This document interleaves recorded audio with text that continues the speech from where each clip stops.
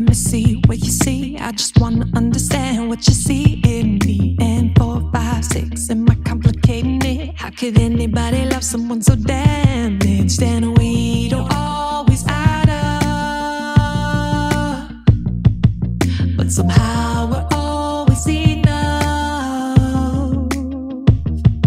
7, 8, 9, 10, baby, here we go again. If this is just a fraction of what lies ahead, then count me in, 'cause you know I'm loving this, I'm loving this. You make me feel even though I'm odd. Subtract what's left and carry my heart. Believe in what we got. Pay no attention what you've been taught.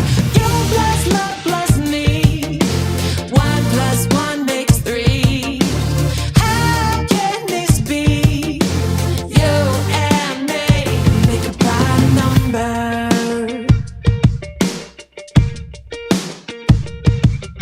I see that smirk. Guess you better check my work, 'cause the way you got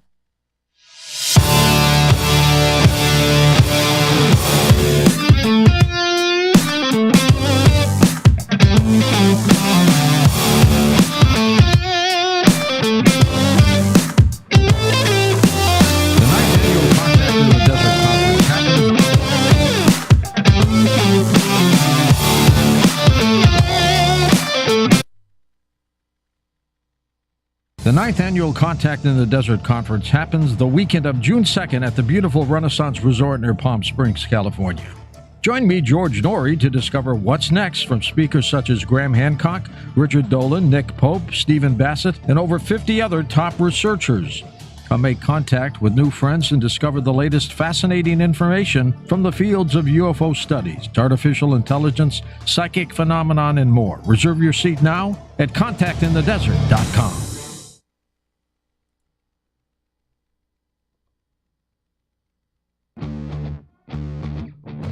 Beaming to you like a whirlwind. In syndication and on all the apps worldwide. You are listening to Night Dreams Talk Radio Network. We are live. I'll tell you what happened is the internet dropped out just as I was going on live. I had to go quickly program as much as I could to get us back up here. JC, how are you doing? I hope you're doing better than I am. Yeah, I was wondering. I was looking for YouTube and all that kind of stuff, so I knew there's something going on there. It was delayed. Oh yeah, something is. The internet is really freaking out right now. It's going up and down. Well, you know, today is National Peach Cobbler Day. Did you know that? I did not know that. I did have some a couple of days ago. It was really good too. Yeah, you know, a lot of things are messed up here. You know, nothing is coming out what it's supposed to be here on. Have you checked our text and everything on the show here tonight? Well, that's glad you brought that up. Let me check here. It says Ancient Giants. So that's that's not what it originally said. I had to correct that as fast as I could. Well, you know what? You know, we had that barn that blew up here in the United States. You know, a cow where they processed milk. Now in the UK, they had one which had 18,000 cows in it explode. That's horrible. That's wow. That's there was a mess somewhere. I hate to say. Yeah, but you figure here in the United States, we had one go. The following day in the UK, they had one which killed 18,000 cows. A lot of people are going to be going out without chocolate milk. You know that. Listen, not only that sounds suspicious. That's almost like those train derailments. That was kind of weird all over. Oh yeah. Well, a man really is frustrated with his family, and he had access to all his members' bank accounts that lived in this household. So he managed to pull $200,000 out. $200,000 out. What's he do? Well, he's driving down a back road in Oregon and gets onto the freeway and starts throwing money out the window. Where is that disgruntled relative driving down the highway when I'm going down the road, I'm always stuck getting an exhaust, not money thrown at me. Well, could you imagine how upset his family is? Because that's their money. He threw away $200,000 of his family's money. I tell you what, I wouldn't be surprised if they want to try to give him some time for that. Well, the police are now, the only thing they can get him for basically is contact. They can't get him for, embezzlement because he had the capability because he was on the bank accounts. Oh boy. I'll tell you what, I got a feeling he's not going to be in anybody's will anytime soon. Yeah, but could you imagine your life savings is all gone? Yeah, that's horrible. Evidently, he must have had a fight with his wife and kids or somebody. Yeah, listen, this guy takes a family grudge to the limit. Let me tell you, that's horrible. Well, a meteor shower is going to make fireballs in the sky later this coming Saturday. Yes, that time of year. I always like to look at. It's hard to look in town, but they're always fun to look at when they come in. Yeah. Well, like we were talking about before we went on the air, science discovered a hole at the bottom of the ocean that could have major, major bad effects to our planet. And what it is that water is draining, down in the main fault in California, Oregon. And which it'll lubricate the plates, which could cause massive earthquakes. It could actually cause maybe the super volcano to erupt. Yeah, you listen. That would be something because you got the whole, I forget what they call it, the firewall or the volcano wall that goes all the way up the Pacific Ocean along the coast there. Yeah, that's a lot of tectonic. Well, it also goes over, the Pacific Ocean to some of the islands and all that stuff. But could you imagine when we had Dr. Miller on the show, what was one of his things? He swore up and down that he was working with the government. They had plans for when part of the West Coast would drop off into the ocean because of the exact same thing that what they're talking about right now. Yeah, you're so correct. He's mentioned that a couple times over the years, the few times that he's been on. But I don't think it's a matter of if. I just think it's a matter of when, because that fault line, it travels all the way up the coast, all the way up into Washington too, doesn't it? It goes from California, Oregon, and up to British Columbia, up in Canada. That's a long fault line. What always gets me, there's people, they've got houses built on them and stuff. It's it's like playing roulette. Well, it's more than just houses. You got a freeway, you got cities, you got towns, and you got a lot of you're talking about a big hunk could fall in. Again, maybe that'll never happen. But what they did is they were out, checking the ocean floor around the fault line, and they were noticing these massive bubbles. So when they sent down to check into it, they found out it was like sucking water in like you wouldn't believe, which, again, they're scared that's going to lubricate the plates and that's going to cause them to shift. Yeah, and not only that, I wouldn't be surprised if it creates a whirlpool somewhere, too, if it's not very deep where that is happening. I don't know about that, but could you imagine, depending on where you live in Oregon or Washington or California, you might have beachfront property, or you might be out in the middle of the ocean, sitting on the roof of your house waiting to be rescued. You might be. Your town might turn into Venice, Italy overnight. It could. Well, we got a great show. We're going to be right back again. My time is a little off because when the show crashes or the internet crashes, because we feed out directly to the internet, what happens is I have to load each one of these apps in, and I lose them all. So, that's what I'm going to be doing for the next hour after the show. You know that. I do know that. I feel for you. Yeah, I feel for myself this time. Captain Paul Watson was a co-founder of the Greenpeace Foundation in 1972 and the founder of Sea Shepherd in 1977.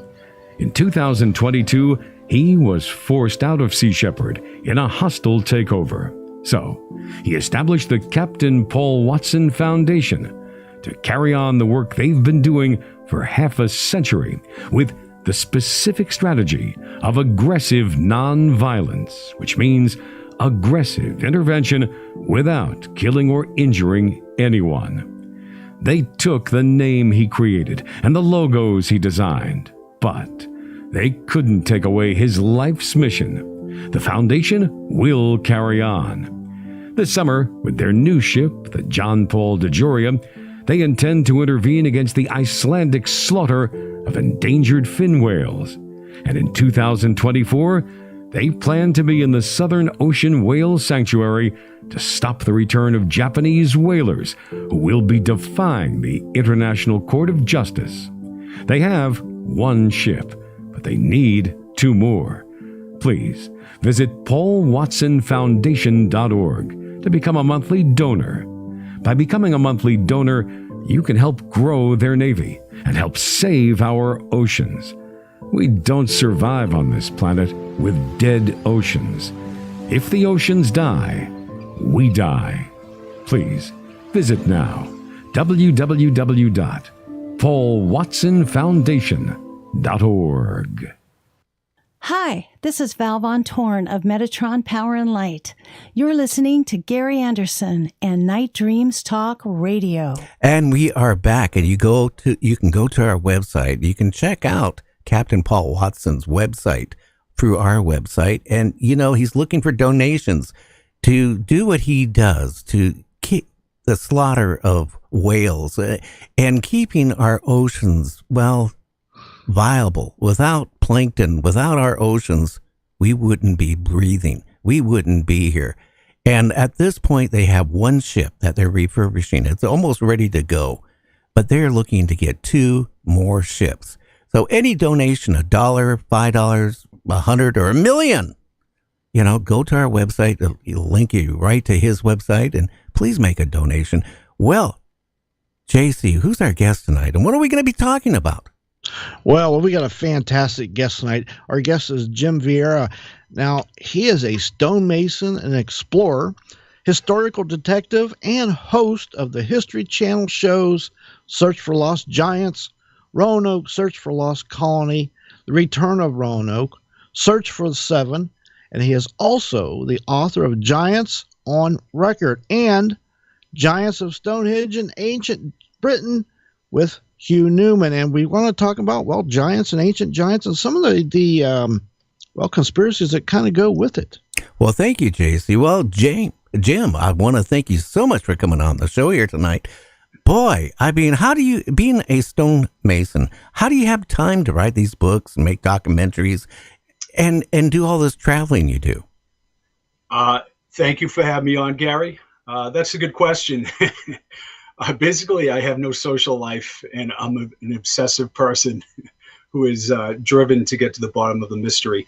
But I'll do stonework like 7 days a week for about 6 or 7 months and take the rest of the time off. But beyond that, I am just completely enthralled by many ancient mysteries and just take a rigorous approach to diving into it. And, I don't take myself seriously, but I take what I do seriously, and I try to bring back these stories about our past for people to evaluate objectively themselves.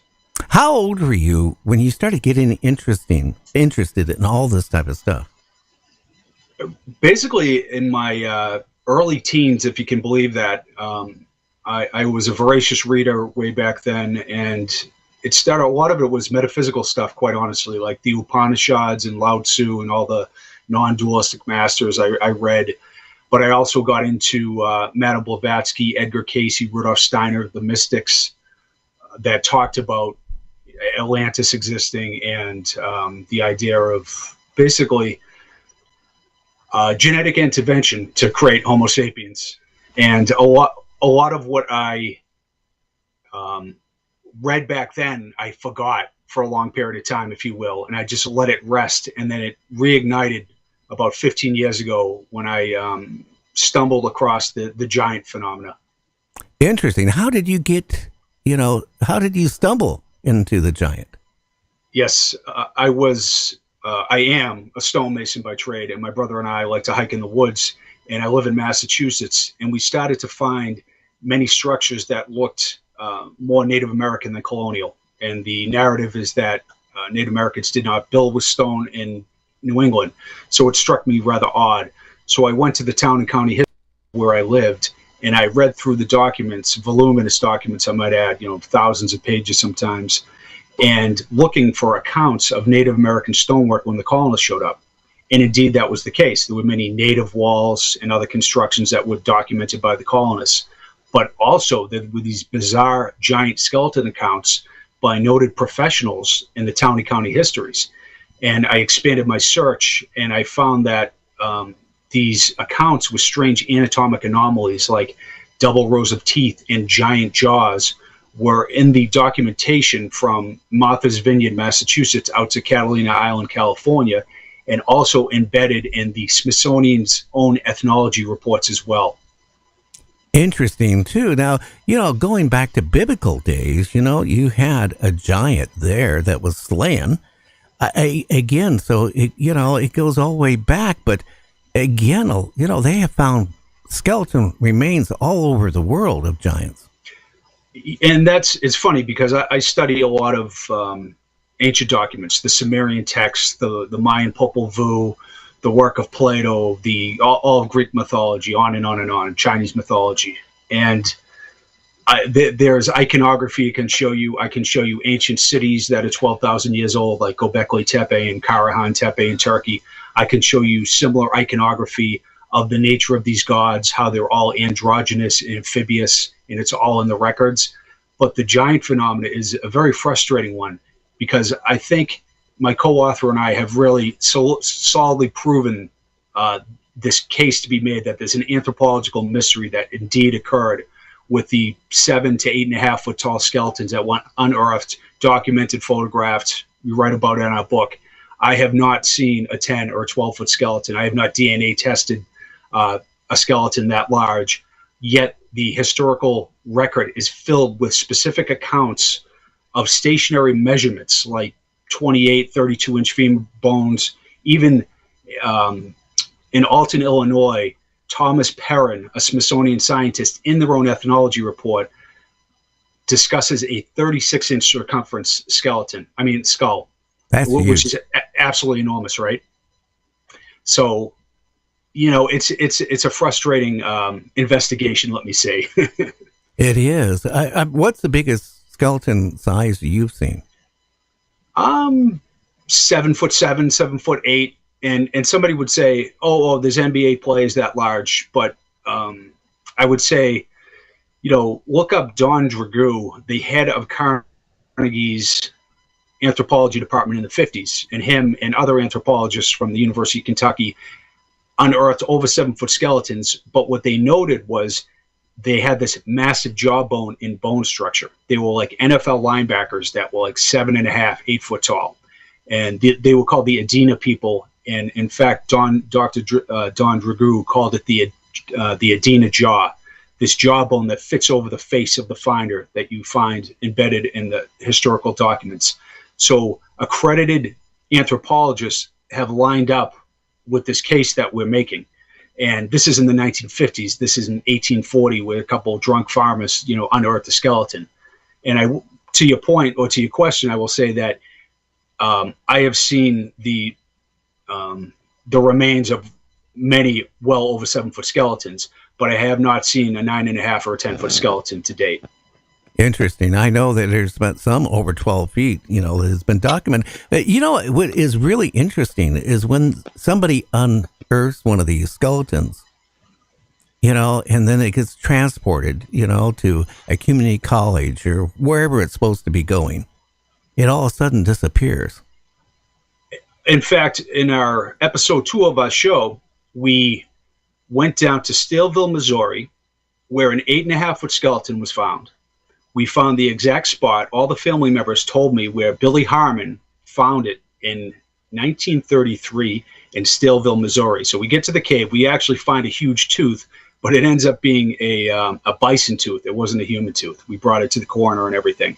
So we find the burial spot, and then we look through the microfilm, and we find in the Staleville ledger the 8.5 foot skeleton put together by University of Missouri archaeologists and the office of the doctor who photographed it. And the skeleton is laying right next to 6 foot tall, less eaten. So we have that photograph in the show, in our book. And then we found the documentation that says it was put together and sent to the Smithsonian.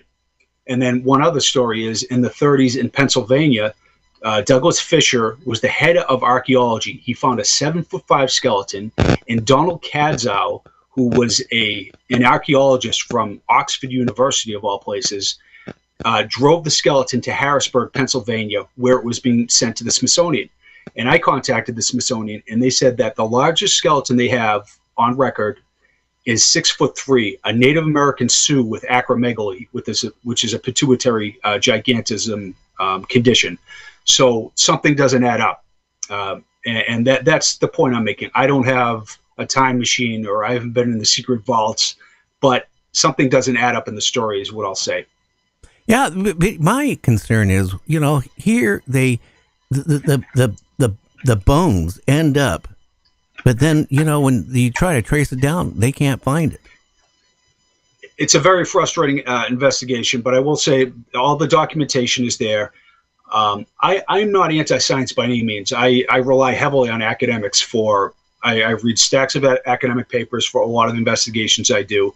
I have friends who are archaeologists. I have to arrange archaeological digs and DNA testing and other things like that for shows and for my personal investigations. But I will say that I was taken aback mostly by the reaction I got from basically not even theorizing too much, just pointing to historical documentation. And what I got from a lot of professionals, or at least a wing of the debunkers, was a real dismissive attitude, very arrogant, very dismissive, trying to cast me as intellectually unable to understand how science works, where I am not an archaeologist, but I'm an economist. I went to the University of Massachusetts along with my brother. I've read academic journals and been in the academic milieu for years and decades now, and I know how anthropology and archaeology work. I'm just trying to posit a different theory at this point. But that's what I feel, a lot of these controversial ideas that the professional world, just like Graham Hancock's new Netflix special, they just castigate it. They marginalize it and mock the idea rather than evaluating the information. And that annoys me. Well, again, it annoys me too. I don't know if you know who Mary Joyce is. She runs Skyships Over Cashiers, everything from UFOs to Bigfoot to giants on her website, and she, reports it and stuff like that. But back in North Carolina, I believe, back a few years ago, they were building a community college, and they unearthed skeleton remains of not a giant, but about a 16-inch humanoid, and not a baby. They figured it was fully grown. And again, it was sent to where, and then all of a sudden there was no more record of it. There was photographs of it, and people saw it when they unearthed it, but then there's no proof of it physically because it disappears. I'll tell one story about myself. I was a former decathlete and played football, and I got a traumatic brain injury playing football with an intractable seizure disorder. I get waves of petit mal and grand mal seizures. I was on several medications for a long time, and I was told that I should go down to Ecuador and sit with the shamans and do ayahuasca to help mitigate my neurochemical imbalance. And I went for a long, long time in many, many ayahuasca retreats. And not only did my seizure disorder go away, I haven't had medication or an aura of a seizure in about 15 years. I also sat and learned a lot of the indigenous wisdom of the people in Ecuador, in Colombia, in Peru. And then I started to travel out west and study with a lot of wisdom keepers and shamans. And I found that this story of giants and a worldwide flood and extraterrestrial intervention to create Homo sapiens is ubiquitous the world over. And I paired that with a deep dive into the Sumerian cuneiform tablets, the Assyrian, the Ugaritic, the Popol Vuh of northern Guatemala, the works of Plato, and on and on and on, to basically put together a comparative analysis of worldwide myth, legend, written tradition that tells this astonishing story of giants existing, a cataclysm happening. I'll quickly say, I don't want to be too long-winded, but in the Bible, giants are created and destroyed in a flood because they became malevolent. And Viracocha, the Peruvian androgynous amphibious god, creates giants and also destroys them in a flood, but also creates Homo sapiens as well. So you have these specific layers that are well beyond coincidence that really grab my attention. Yeah, and again, it goes back biblically and all the way up to, the American natives even talked about it, of giants. And that's a great, you're pointing in all these great directions, I must say, and I'm thankful for that. Vine Deloria was a Lakota elder, and he got together all the native tribes in Washington in 1999, and they had basically a gathering to share the oral traditions of all the tribes. And virtually every tribe in the United States had traditions of giants and little people. They had traditions of like these wisdom keepers and shamans who were particularly tall, who 7, 8, 9 foot tall. But they also had legends like of a late Pleistocene scourge of giants, just like in the Bible. Mm-hmm. And one thing I found is sitting with native elders, there's a lot of integrity with indigenous groups, not just in the United States, but around the world. People connected to the land, people connected to the heritage, people who don't tell tall tales for any good reason. Where in the West, we have more of a sellout culture that is willing to do, what it takes for, to aggrandize the self, if you will. So there's not only are the traditions there, but there's a lot of integrity there. And I really was just taken aback how specifically they talked about giants, because most people on the street view it as a very strange and unlikely phenomena. But I am all in on the idea at this point. Well, again, I think we have to go back to when man was created. Was man created? Well, was it a god that we think there was a god, or was it a race of ETs that came down and created a humanoid? I mean, and again, when you go back to the Bible, the Goliath and all that stuff, and all this stuff. I mean, I can't believe it is not real. I mean, this is going from all worldwide. There has been reports of giants, finding bones of giants, remains of giants. I mean, if it didn't exist, how would it be? They didn't have the internet. They didn't have cell phones. They didn't have telephones when a lot of this stuff was being discovered. Absolutely. I'll quickly say that the entire globe is littered, and I've seen isolated Pacific islands all over the U.S., everywhere you can imagine. Australia, giant hands and giant feet with 6 fingers and 6 toes. And the giant of Gath in the Bible had 6 fingers and 6 toes, Samuel 21:20. And not only that, there are legends of the places of emergence, or Native American legends like Judaculla Rock, where the giant had 7 fingers, for instance. In Botswana, the place of emergence where this giant had not only the footprints emblazoned in the rock, they have extra digits. So, like you said, this is an era of inefficient communication, yet stories of giants exist in these disconnected cultures for millennia. And back to your other point is that virtually every indigenous document or tradition states specifically that humans were genetically engineered, that Homo erectus was probably altered with DNA to create Homo sapiens about 200,000 years ago. Then you get into the work of Sitchin and the slave species idea, and that's not so far-fetched. It is literally in the Enuma Elish, the creation story of Babylon and Sumeria. And then you go to the Popol Vuh, and it says the same thing, that humans were created of clay and genetic material. And Viracocha in Peru creates humans out of clay. And then you go to Egypt and Khnum, the androgynous god. All these gods are androgynous, create humans. Fuxi in China, in Nuwa, androgynous amphibious gods create humans. And lastly, the Dogon people, the oldest oral tradition in the world, states that humans were created by the Nomo, androgynous amphibious gods from the Sirius star system. That's the linchpin, that these created gods appear to be extraterrestrial. And this is, I was a straight guy at one point. Like this, I viewed as absolutely insane. And I don't want to hit the skeptics too hard because I was that know-it-all kind of arrogant jerk who dismissed these ideas. And now I'm a freak. Oh, yeah. We need to take a quick break, Jim, and we'll be back. As there's so much more we can cover on this. You're listening to Night Dreams Talk Radio. For more information about Jim, you can go to our website at www.nightdreamstalkradio.com. We'll be back, well, in about 2 minutes.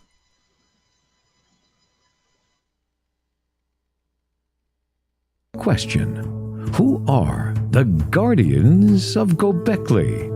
Göbekli Tepe, one of the most puzzling archaeological sites of the Stone Age. It is considered the oldest pre-pottery Neolithic site ever discovered. This mysterious site is changing our perception of the Neolithic, a time period just after the Younger Dryas event. Is there a connection to the heavens and the gods? Do its symbols represent the earliest known language? It's the paradigm that's changing the paradigm. Who are these guardians of Göbekli? Get the new book and find out. Guardians of Göbekli at www.aaronjudkins.com. Mark your calendar now for June 6th. On that day, The Lost Century and How to Reclaim It will be released. This is a film that documents the suppression of viable non-fossil fuel energy sources and provides a blueprint of how we can solve the environmental crisis. For more information, go to this website, www.seriousdisclosure.com. That's www.seriousdisclosure.com. You are tuned into Gary Anderson on Night Dreams Talk Radio. Now, get ready for that real ride in UFOs and the strange. And now, here's Gary coming to you live from his studio in beautiful Gig Harbor, Washington. Just waiting for that storm to pass by. Well, we're back with Jim, and we're talking about giants. Again, one of my family members married in twice into, the Muckleshoot tribe on one, and the Squally tribe here in Washington. And they had talks about, giants. Did we lose you? Oh, no, I'm here. Okay, yep. I thought I had lost you. We're having some electrical noise coming through. But, again, they were talking about, when I sit down, this is back about 6-7 years ago with the medicine woman. At that time, they didn't have a medicine man. And I was talking about Bigfoot, and then they started talking about giants, that they were giants. And they had folklore about, these giants would actually, again, like Bigfoot, they were cannibals and stuff like that. Have you ever heard anything like that? Absolutely. That's one of the astonishing things is that the cannibalistic idea is in the British Isles, it's in the Bible lands, it's in Mesoamerica and Peru. In fact, there's a Codex Vaticanus that's in the Vatican that shows Toltec people, like 8 of them, putting to death this bizarre looking giant that's 10 or 12 feet tall. You Google that, you'll get the image of that ancient document.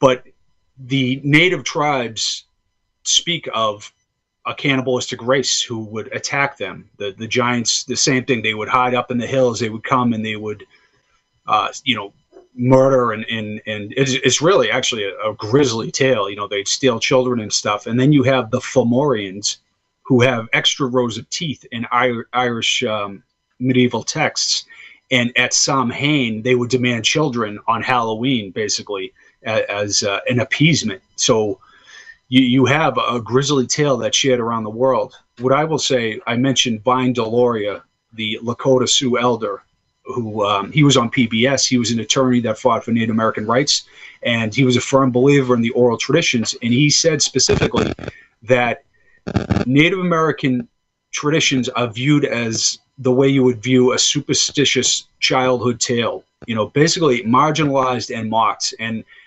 I almost think there's a subtle racism to academia, the way they marginalize and forget about oral traditions. Like, as these people, if you hung out with Native people for any length of time, living off the land for thousands of years, persevering, which with such difficult times, but having so much integrity and connection to the land, and they're going to spin a tall tale. That's the last thing in the world they would do. And all the Native people that I've talked to stick by that story, if you will. They're like, absolutely, there was a great flood, there was a cataclysm. In fact, they all have legends of little people too. They do, and that's what's, really interesting too. What you mentioned about, cannibalism, or we both mentioned actually, she explained to me the same thing, that, just like the Bigfoot, the same thing, that they would come into the village, run off with babies, the squaws, and then, the warriors, the hunters, would go out to try to get their loved ones back, and they would find bones and part, eaten, humans. And I'll probably jump or read your mind, I will say, because when I do interviews, people ask me about modern day giants and if they still exist. And I haven't encountered any modern day, giants, if you will, but I have heard many stories. Like, we had L.A. Marzulli, he's a Christian giant researcher, on our show. And he interviewed one of the members, I believe, of a special forces team in Afghanistan, the Kandahar giant, that's got a lot of run on the internet. And that, I don't know, because I don't, once again, have a time machine, but that story rings true to me. It really does. And in the Solomon Islands too, you have this idea of modern day giants. And I'll mix that with this idea of that I am now thoroughly convinced of these genetic engineers existing and interfacing continuously with the human race. And I am starting to believe more and more that many of the strange creatures of mythology and hybrid beings and Mothmen, and it's a part of a reality, whether it's a multi-dimensional reality or a hybrid creation. And I'm not ashamed to say that. It's funny. It's like, these are the ideas we should talk about as humans, right? What do these traditions mean? The world is littered with traditions of floods and cataclysms and giants and little people. What is the nature of the soul? Aristotle, Plato, Lao Tzu, all the great masters talk about the immortality of the soul and the nature of existence. It's like, shouldn't we be discussing these matters? Shouldn't we do a deep dive into these things rather than be ridiculed? So I really feel like, once again, with Graham Hancock's special, the ridicule he got and the infantile attacks for just basically his entire show was based on looking at the oral history and traditions of indigenous people and trying to verify them by science. And so, my larger point is these matters should be discussed. Well, here's the problem. You have religion that gets involved, and then they don't want to hear it. They don't want to hear. If you really think back about the pyramids, the Mayas, the Incas, all the different civilizations, and again, not just giants, little people, and all this stuff. I mean, there's no way. How can I say it? Something strange has happened at one point in history. Absolutely. Yeah. I mean, how did the pyramids get built? How did the Maya race develop to a certain, and the Incas to a certain level, and then vanish? Lost all their technology. I mean, again, I really do feel that giants did walk this earth. I am curious, what happened to them? And as, I've read different reports from different people who wrote books in it, that, that giants actually was still roaming around in certain parts of this world, not to the distant of the past, but they were eliminated. Well, I'll tell you what I know of the story is that all the early explorers, from Magellan to De Soto to John Smith, all encountered enormous giant Native American chiefs and rulers down in the Patagonian region.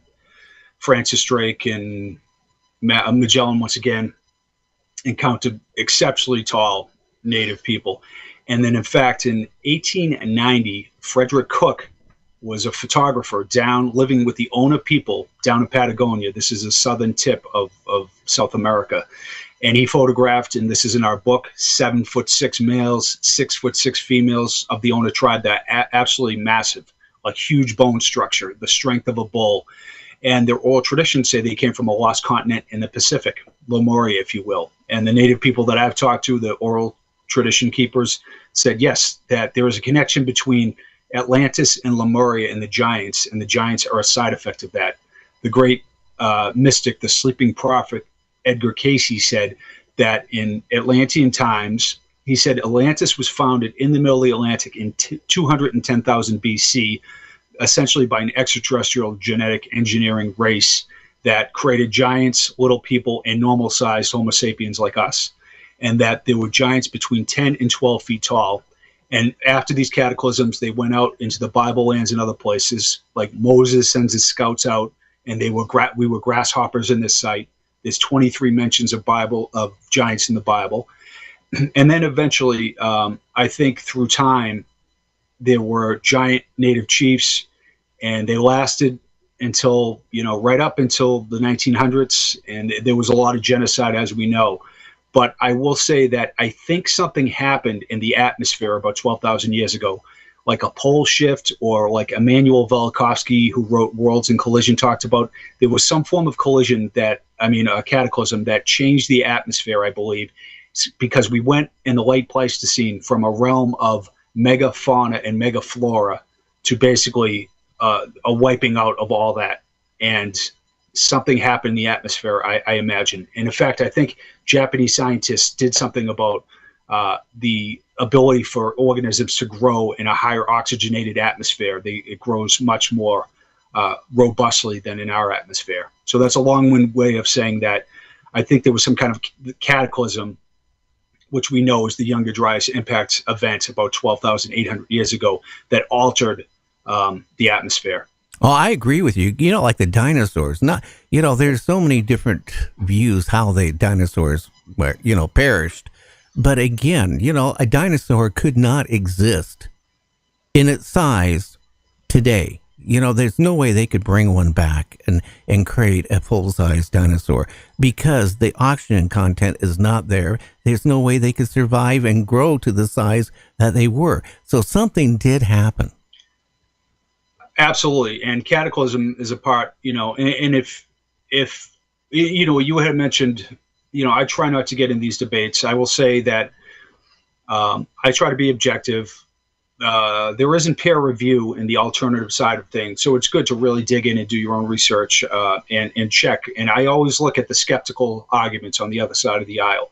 But I find that science is its own atheistic cult, and religion is its own cult as well. And I don't want to disparage anybody's belief system, but I feel it's like politics. Religion is like politics. You're rooting for a team instead of realizing you're being your preferences are being weaponized by the algorithms of the internet, and you just keep on going down one particular rabbit hole. And I try to go back and forth and digest both sides of the argument. And that being said, I really feel like a lot of these ideas, they come out in the wash eventually. Now we know that cataclysm, like you said, the Younger Dryas impact event is a thing. We now know that there are 12,000-year-old temple sites in Turkey, and that was considered impossible. These ideas of giants, the point I really want to get to is, please dismiss the amount of evidence that myself and many other researchers have accrued. Focus on that, not on some other aspect of the mystery. Please tell me how this can't be. That's what I want to know. Please tell me what mechanism littered the entire globe with giant hands and feet with 6 fingers and 6 toes, and all the traditions and the historical documentation by credited scientists. Just tell me how that can be a hoax or a non-reality, and I'll be the first one to say, oh, you've come up with this grand theory, and I take my hat off to you. I'm not looking to be right. I'm like an old school 70s detective with like 100 tabs open on my computer, just a dogged pursuit of these mysteries, because I feel it's very important. because I feel like ancient mysteries are a gateway drug to metaphysics and spirituality and the real questions we need to be asking about the nature of existence. Well, again, you hit it on the nailhead. If you really think about it, worldwide, there is talk about giants. Again, we didn't have internet, we didn't have TV. There was no mail, there was no nothing. And it goes back rich in different cultures all around the world. And you mentioned what happened over in the Middle East. I think it was during the Bush administration. We were over there, and I guess they encountered a giant in a cave. Is that what you were thinking about? Well, that's the giant of Kandahar. That was in Afghanistan. Afghanistan. Yeah. I do have a good Iraq story if you want to hear it. Yeah, what? Let's hear it. Well, it doesn't have a conclusion, but it's something I've been following up. In 2003, very close to the beginning of the second Gulf War invasion in Iraq, Jorg Fossenbender from Belgium led an archaeological team in Uruk, the ancient city in Iraq. And following, I think, the Epic of Gilgamesh, the old Sumerian text or the Babylonian text, he read the clues, and him and his team believed they had found the tomb of Gilgamesh. You can Google this, and there's a BBC article, and it'll show a picture of the cuneiform cylinder sail with Gilgamesh, I think with a lion that looks like a cat. He's so large, he's so huge. And the thing about Gilgamesh is he was 2/3 god and 1/3 human. He was one of these hybrids, and he was purported to be a giant. And many researchers say if we can find his tomb and we can DNA test him, we can prove this hypothesis. Not only is he of giant size, but he has this Anunnaki blood that so many of the early kings had. They were a mixture of hybrids, and then they passed on the lineage to the human kings. And that's why you have all these weird like brother and sister marriages in Peru and Egypt and all these other places, because all these androgynous extraterrestrial gods were brother and sister, husband and wife, androgynous, if you will. They did not procreate. They were genetic engineers. And I know that's a weird way to look at it or to read it, but all the traditions clearly state, and I don't want to get too long-winded, but they all, China, Samaria, Peru, they all have brother and sister, husband and wife, androgynous amphibious gods.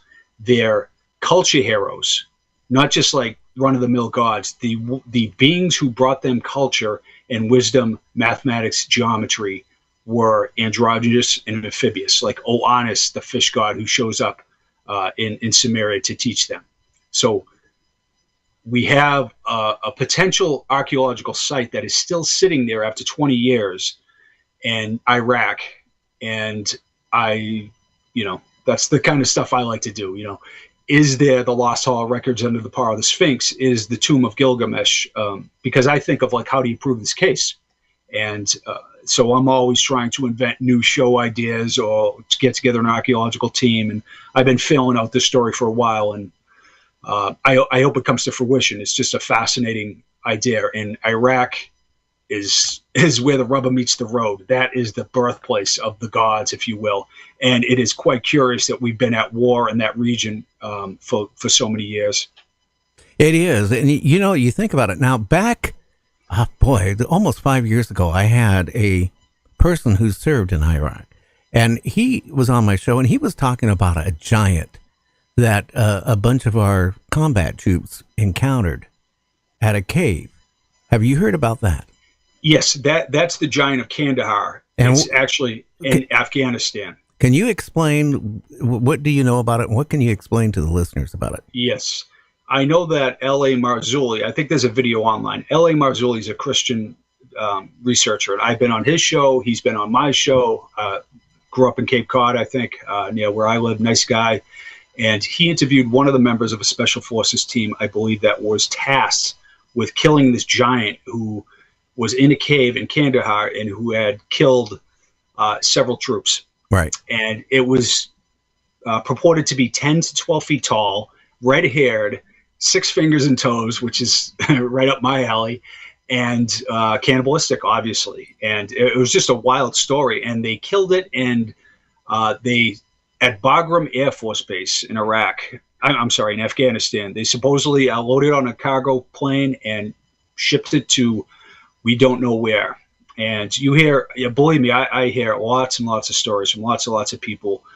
I don't believe in academic conspiracies like like my friend who works down at UMass or something like that. But I do believe and have come to believe in more and more corporate and governmental conspiracies. No question about it. There is something weird going on, and this world has been run by sociopaths for way too long. Unfortunately, I think people are waking up more and more and more, and just saying something is amiss. Why can't a guy like me or you, Gary, be president? Somebody who is like, even, wants the best interest for people, is not going to sign a $900 billion defense bill, who cares about, all life forms, not just humans, who wants people to live in peace and harmony. And then you look at the landscape, and it is, once again, this isn't Republican and Democrat. This is both parties will send you to war and rip you off. And with $32 trillion in debt, we're like the fall of the Roman Empire. And a lot of people talk about the Great Reset. And that ties into, there is, something to be said for guys like David Icke, who have been into the story for a long time, saying there's something going on behind the scenes, and it's malevolent, And I believe there are beings of light who are working with us too, but it's worth paying attention to, and it's worth entertaining your intuition. Like, does this ring true or not? And the Kandahar giant story, for me, it rings true, as odd as it may sound. And 10 years ago, I would never have said that. I would think that was an utterly absurd idea. But now, because there is so much evidence of genetic engineering and hybridization, I firmly believe some of the stranger ideas are rooted in reality. Well, again, if you think about it, do you think that different world governments and science really want to show proof that maybe giants and some other cryptic creatures out there really have or do exist? They don't want to, because that destroys everything you've learned from going from grade school to high school to college, throws it all out the window. Well, one thing is that the origin of species, Charles Darwin's natural selection theory, he was just basically Immanuel Velikovsky in his book, who wrote Worlds in Collision, talked about studying Darwin's work. And Darwin really was not objective. He engaged in a lot of confirmation bias, if you will, and he really jammed the evidence to fit his theory. Now, I am not arguing with natural selection. You can see evolution occurring in species, but that doesn't fit for humanity. Homo sapiens does not fit nicely into that. There is something that occurred there. So anthropology really doesn't dive into that and say, what could it be? What happened? And what happened was humans were obviously created by genetic intervention. And that's where you open this whole can of worms. Then it's like, wait, something else is going on here. Who are these gods? If we were created by someone else, who is that someone else? Then you get into the rulers behind the scene of this freak show Earth we've been living on, and hopefully we're casting these rulers off. But it opens a whole can of worms, and Giants does that as well, because it's a byproduct of genetic engineering.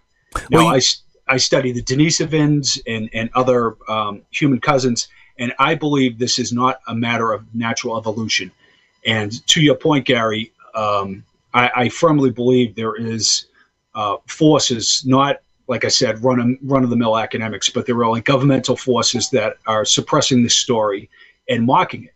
And they do it by outrage and by ridicule, oftentimes, just like the UFO story. Well, I'm going to probably get in trouble here. And I know I'm going to get hundreds of emails for what I'm going to say. Do you know, if you go back to religion, that could be another place that it is trying to discredit whatever our ideas of giants, of Bigfoot, of other living type of, creatures out there. If you really look at it, what has been the worst in any religion out there is, I hate to say it, I'm Catholic, has been the Catholic Church. If you go back and follow them, they tortured people.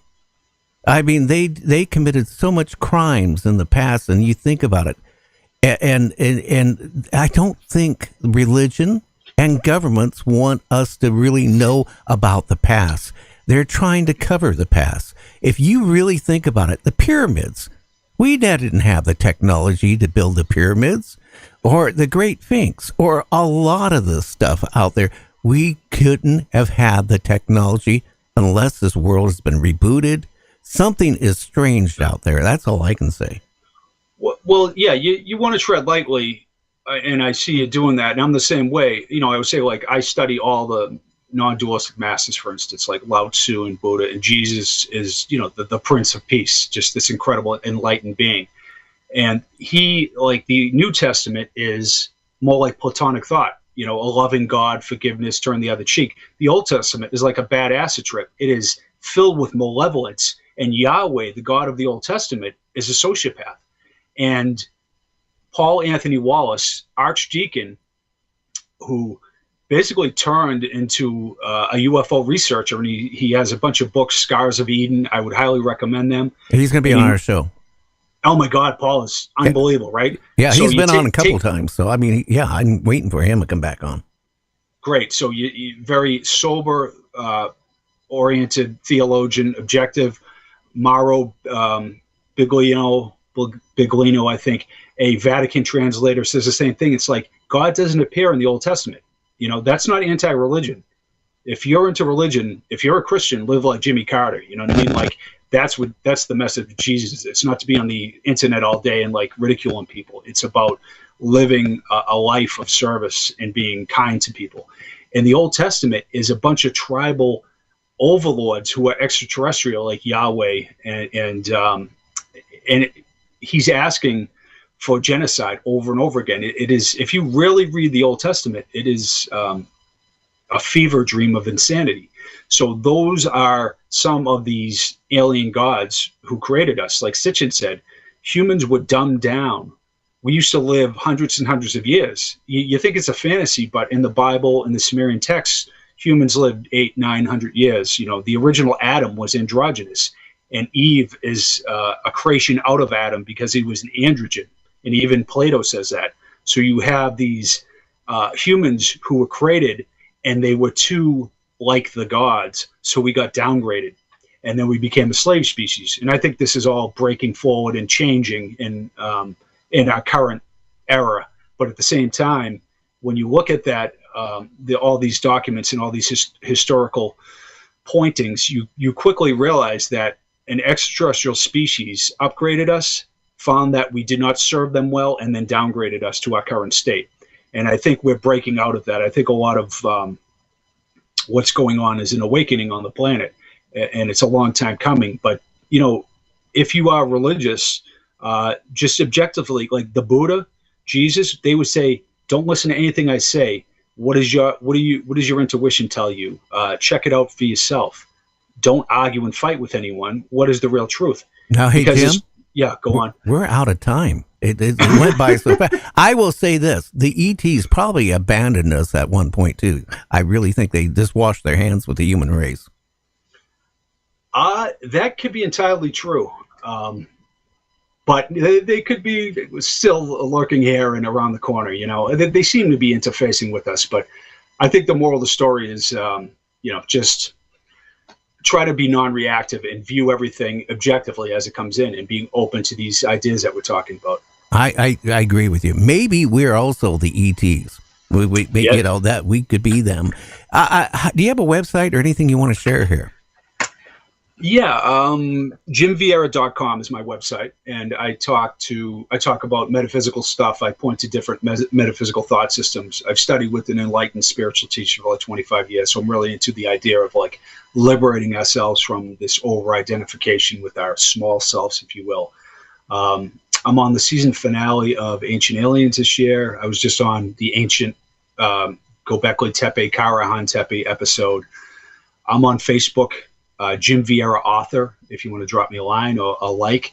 And I would say on megalithamania.uk, my co-author Hugh Newman has a website and a YouTube channel, and there's a Jim Vieira playlist. Go into playlists if you like any of these ideas I'm talking about. I have a series of lectures talking about giants and fish gods, and I have the same approach of, hopefully a rigorous and objective dive into the academic literature and the traditions around the world to present these cases. Okay, So, Jim, we're out of time. I want to thank you so much. We need to get you on for another, discussion here in the near future.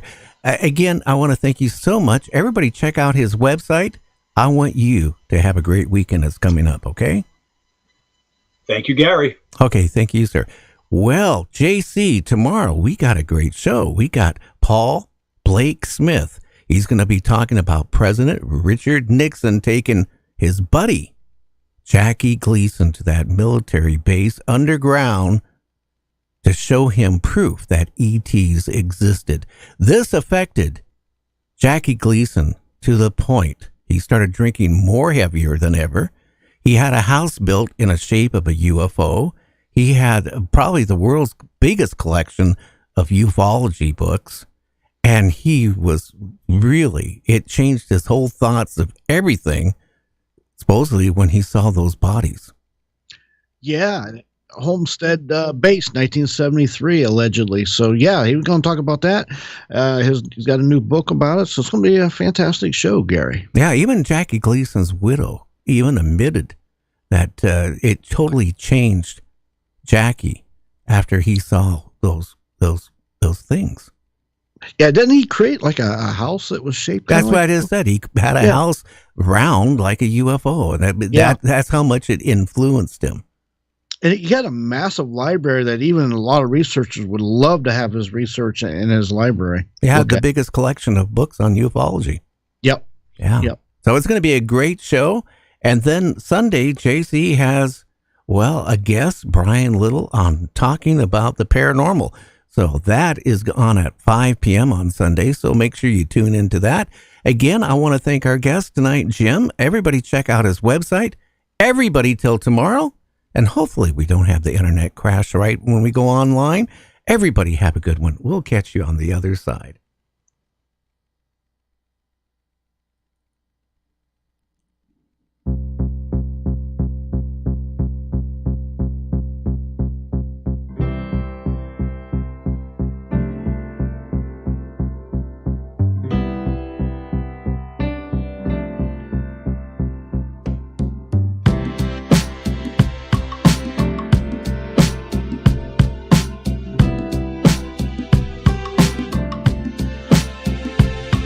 I've been trying to move a mountain on my way to get to you. Skinny dipping in an ocean blue. It's an uphill kind of battle to make you see my point of view. Is it worth it? I ain't got a clue. Sometimes you shoot yourself in the foot not to go to Vietnam. Sometimes it feels too good to be true.